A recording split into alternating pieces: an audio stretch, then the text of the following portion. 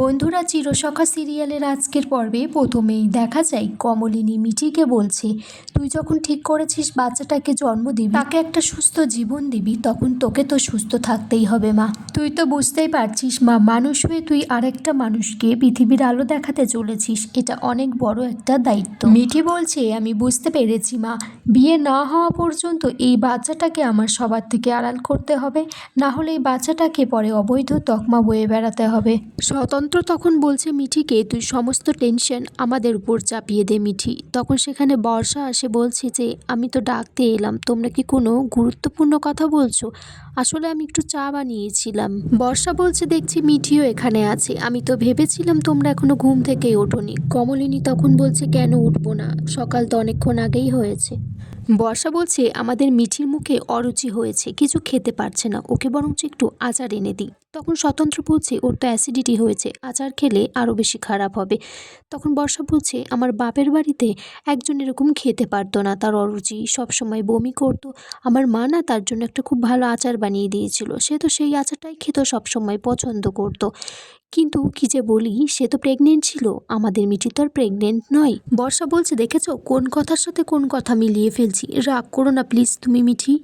মিঠি তখন বলছে, তোমার কথার ভাঁজে অন্য কোনো কথা লুকিয়ে আছে, তুমি যদি কিছু বলতে চাও সোজাসুজি বলে ফেলো। কমলিনী তখন বর্ষাকে বলছে, তুমি যে কি বলছো আমি কিছুই বুঝতে পারছি না। তখন বর্ষা বলছে, না বোঝার তো কিছু নেই, আমি তো কিছুই বলছি না। ও মিঠি তো আবার কোর্স না শেষ করে বিয়ে করবে না, ওর কোর্স শেষ করতে তো আবার 4-5 মাস সময় লাগবে। তখন মিঠি বলছে, আমার 3-4 মাসও লাগতে পারে, আবার 5-6 মাসও লাগতে পারে। তখন বর্ষা বলছে, ও কোর্স শেষ হতে বুঝি সময়েরও পার্থক্য হয়? তখন স্বতন্ত্র বলছে যে, ওর বিয়ের পর তখন এদিক ওদিক ঘোরার একটা দায়িত্ব বেড়ে যাবে, তার আগে বরঞ্চ কোর্সটা শেষ করে তবেই বিয়ে করবে। বর্ষা তারপর সেখান থেকে চলে যায়। পরে যখন স্বতন্ত্র কাজ থেকে ফিরেছে, তখন মিঠি আর কমলিনীকে বলছে যে, একটু উপরে এসো, তোমাদের সাথে কথা আছে। এদিকে বর্ষা বলছে, কি কথা আছে? আমাকে আড়াল করা অতটা সহজ নয়। তারপরে সে একটা দরজার পাশে কান পেতে আছে যে কি বলবে স্বতন্ত্র। স্বতন্ত্র তারপর কমলিনীকে বলছে যে, আমাদের ইনস্টিটিউশনে একটা মেয়ে জয়েন করেছে, খুব বাচ্চা মেয়ে, মিষ্টি মেয়ে, ও আমার ফ্যান, ও আমাদের বাড়িতে আসতে চাইছে।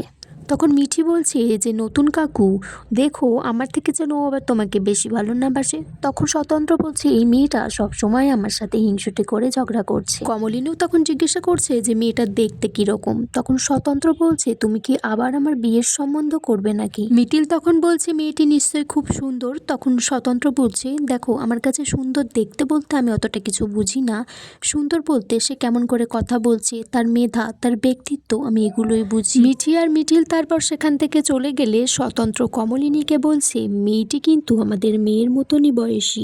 তখন কমলিনী বলছে, মেয়ের বয়সী হলেই কিন্তু মেয়ে হয়ে যায় না। তখন স্বতন্ত্র বলছে, কমলিনী, তোমার মধ্যে কিন্তু একটা অদ্ভুত পরিবর্তন দেখতে পাচ্ছি। তুমি যদি কোনোদিনও পরিপূর্ণভাবে আমার কাছে নাও আসো, তবুও কিন্তু আমি তোমারই থাকবো।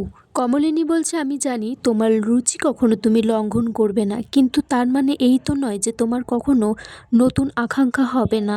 স্বতন্ত্র তখন কমলিনীকে বলছে, তোমার আজকে কি হয়েছে গো, এরকম কথা বলছো?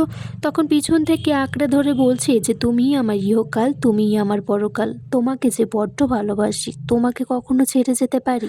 আমার অন্তরে তুমি সবসময় স্পর্শ করে থাকো, তোমাকেই যেন সবসময় জড়িয়ে থাকি। কমলিনী বলছে, তুমি পৃথিবীর সবার থেকে আলাদা। তখন স্বতন্ত্র বলছে, এটাই আমার সম্পদ, যেটা আমি সবার থেকে আলাদা করে তোমায় দিতে পারি। আর এখানেই আজকের পর্ব শেষ হয়ে যায় বন্ধুরা। কমেন্টস করে জানিও এই পর্বটা কেমন লেগেছে। লাইক, কমেন্ট অ্যান্ড সাবস্ক্রাইব করতে ভুলো না।